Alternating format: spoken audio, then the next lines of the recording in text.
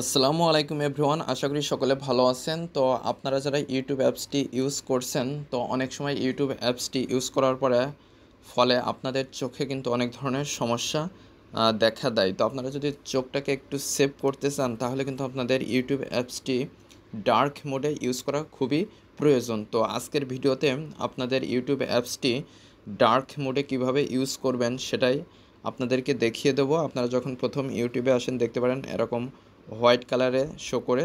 তো আপনারা এই সেটিংসটি চালু করে নিলে এখানে কিন্তু ডার্ক মোডে দেখতে পারবেন। তো সেটা কিভাবে করা যায় আজকের ভিডিওতে সেটাই দেখিয়ে দেবো। তো অবশ্যই ভিডিওটি না টেনে সম্পূর্ণ ভিডিওটি দেখবেন। মূল ভিডিওটি শুরু করার আগে সকলের কাছে ছোট্ট একটা রিকোয়েস্ট, যারা এখনও চ্যানেলটি সাবস্ক্রাইব করেনি তারা অবশ্যই চ্যানেলটি সাবস্ক্রাইব করে আমাদের সাথেই থাকবেন, আর যারা অলরেডি সাবস্ক্রাইব করেছেন তাদেরকে অসংখ্য ধন্যবাদ।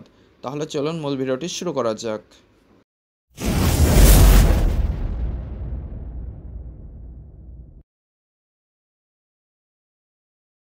তো প্রথমে আপনারা গুগল প্লে স্টোরে চলে আসবেন, এরপরে ইউটিউব লিখে সার্চ করবেন। ইউটিউব অ্যাপসটি আসার পরে যদি আপডেট চাই অবশ্যই আপডেট করে নেবেন।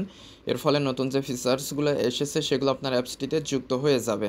তো আমার এখানে অলরেডি আপডেট করা রয়েছে, তো আমি এখানে জাস্ট ওপেনে ক্লিক করে অ্যাপসটিতে চলে আসছি। এরপরে আপনাদের জিমেলটা এখানে লগ ইন করে নেবেন। লগ ইন করে নেওয়ার পরে আপনারা ইউটিউবে দেখতে পারবেন যে আপনাদের ইউটিউবটা এরকম হোয়াইট কালারের শো করছে, অর্থাৎ থিমটা কিন্তু হোয়াইট থাকবে। তো আপনারা চোখটাকে সুরক্ষা করার জন্য ডার্ক মোড করে নিতে হবে। এর জন্য ইউটিউবের যে আইকন রয়েছে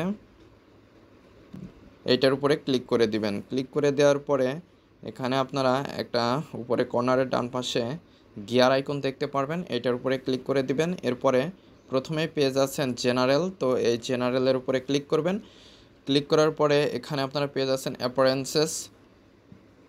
তো এই অ্যাপারেন্স এইটার উপরে ক্লিক করবেন। ক্লিক করার পরে use device theme, light theme, dark theme.